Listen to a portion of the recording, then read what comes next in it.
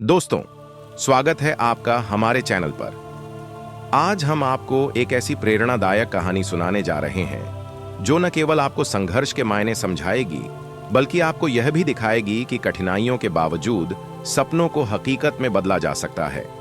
तो वीडियो अंत तक देखें, क्योंकि अंत में आपके लिए एक खास संदेश भी है। राहुल का जन्म एक दूरस्थ गांव के गरीब परिवार में हुआ था। उसके पिता एक किसान थे और माँ दूसरों के घरों में काम करती थीं। 3 वक्त का खाना जुटाना भी मुश्किल था। फिर भी राहुल की आंखों में एक सपना था, एक दिन बड़ा आदमी बनने का, गरीबी के अंधकार से बाहर निकलने का। उसके छोटे से मिट्टी के घर के पास एक सरकारी स्कूल था, लेकिन उसके पास अच्छे कपड़े, जूते या किताबें खरीदने के लिए पैसे नहीं थे। फिर भी राहुल हर दिन स्कूल की खिड़की के पास खड़ा होकर शिक्षक की बातें सुनने की कोशिश करता था। उसके अंदर एक अजीब जिज्ञासा थी, दुनिया को जानने की, नई चीजें सीखने की। एक दिन स्कूल के शिक्षक मिस्टर अहमद ने देखा कि एक लड़का बाहर खड़ा होकर क्लास सुन रहा है। उन्होंने उसे बुलाकर पूछा, तुम कक्षा में क्यों नहीं बैठते?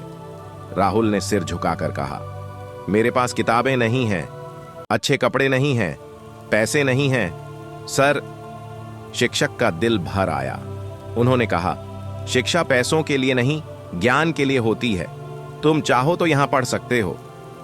यहीं से राहुल की शिक्षा की यात्रा शुरू हुई। राहुल ने पढ़ाई शुरू तो कर दी, लेकिन यह रास्ता आसान नहीं था।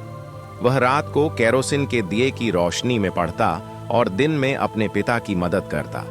कभी कभी भूख की वजह से वह कक्षा में ध्यान नहीं लगा पाता, लेकिन उसकी इच्छा शक्ति अटूट थी। एक दिन विज्ञान की कक्षा में शिक्षक समझा रहे थे, खगोल विज्ञान कहता है कि ब्रह्मांड बहुत विशाल है, जहां करोड़ों तारे, ग्रह और आकाश गंगाएं हैं। राहुल चकित रह गया। उसने सोचा, क्या मैं कभी इस रहस्य को समझ पाऊंगा? इसके बाद वह किताबों में खो गया। जब उसके पास किताबें खरीदने के पैसे नहीं थे, तब वह लाइब्रेरी से किताबें लाकर पढ़ता। यहां तक कि वह मिट्टी पर लकड़ी से गणित के सवाल हल करता। लेकिन कठिनाइयां एक के बाद एक आती रहीं। एक दिन उसके पिता की फसल बर्बाद हो गई। घर की हालत इतनी खराब हो गई कि राहुल की पढ़ाई बंद होने वाली थी। लेकिन उसके शिक्षक मिस्टर अहमद ने हार नहीं मानी। उन्होंने कहा, तुम एक होनहार छात्र हो, मैं तुम्हारी स्कूल की फीस माफ करवाने की कोशिश करूंगा, लेकिन तुम्हें एक वादा करना होगा, तुम कभी हार नहीं मानोगे। राहुल ने प्रतिज्ञा की। वह पढ़ेगा, आगे बढ़ेगा और अपने जीवन को बदलेगा। स्कूल की पढ़ाई खत्म करने के बाद राहुल गांव का सबसे अच्छा छात्र बना और छात्रवृत्ति पाकर शहर के एक बड़े कॉलेज में दाखिला लिया। लेकिन नए शहर में शुरुआत आसान नहीं थी। नई जगह, पैसों की कमी, अच्छा खाना तक नसीब नहीं होता था और बाकी छात्र अमीर परिवारों से थे। लेकिन उसने हार नहीं मानी। दिन में कक्षाएं करता और रात में लाइब्रेरी में पढ़ाई करता।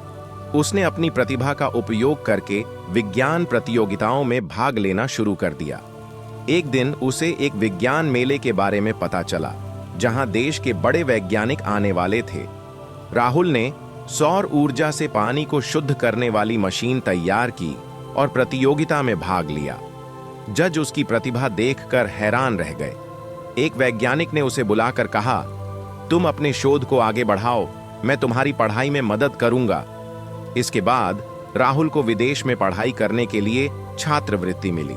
जब वह पहली बार गांव छोड़कर हवाई जहाज में बैठा, तो उसके मन में बस एक ही ख्याल था, मैं एक बड़ा वैज्ञानिक बनूंगा और अपने गांव के लोगों की जिंदगी बदलूंगा। विदेश जाकर राहुल ने पूरी तरह पढ़ाई में डूब गया। उसने नैनो टेक्नोलॉजी द्वारा जल शुद्धिकरण पर शोध किया, जिससे दुनिया के गरीब लोगों को साफ पानी मिल सके। उसका शोध देखकर दुनिया के वैज्ञानिक चकित रह गए। एक दिन उसने एक अंतर्राष्ट्रीय सम्मेलन में अपना शोध प्रस्तुत किया। जब अंत में उसका नाम डॉ. राहुल विश्व प्रसिद्ध वैज्ञानिक के रूप में घोषित किया गया, तो उसकी आंखों में आंसू आ गए। उसने मन ही मन सोचा, अगर आज मेरे माता पिता होते तो कितने खुश होते। शिखर पर पहुंचने के बाद भी राहुल अपने गांव को नहीं भूला। उसने अपने देश लौटने का फैसला किया। उसका पहला काम था अपने गांव में एक विज्ञान स्कूल खोलना, जहां गरीब बच्चों को मुफ्त शिक्षा मिल सके। उसने कहा, मैं भी कभी गरीब था, लेकिन शिक्षा ने मुझे इस मुकाम तक पहुंचाया। अब मैं चाहता हूं कि मेरे गांव के बच्चे भी सपने देखना सीखें।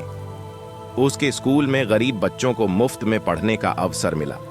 वहां अत्याधुनिक प्रयोगशालाएं बनाई गईं, जहां बच्चे विज्ञान सीखने लगे।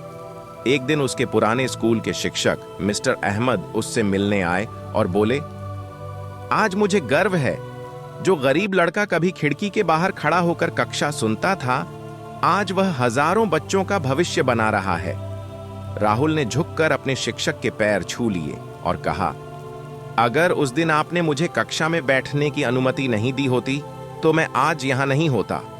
कुछ ही समय बाद सरकार ने राहुल को राष्ट्रीय विज्ञान पुरस्कार से सम्मानित किया। जब उसने वह पुरस्कार हाथ में लिया तो वह आकाश की ओर देखता हुआ बोला, मां पापा, मैंने कर दिखाया। उसकी आंखों में आंसू थे, लेकिन चेहरे पर संतोष की मुस्कान थी। प्रकाश की ओर उसकी यात्रा सफल हो चुकी थी। अगर आपको यह प्रेरणादायक कहानी पसंद आई हो तो कृपया लाइक, शेयर करें और हमारे चैनल को सब्सक्राइब करना न भूलें। साथ ही बेल आइकन दबाना याद रखें ताकि आपको हमारे नए वीडियो की सूचना तुरंत मिल सके। धन्यवाद और चलते रहिए अपने सपनों की ओर।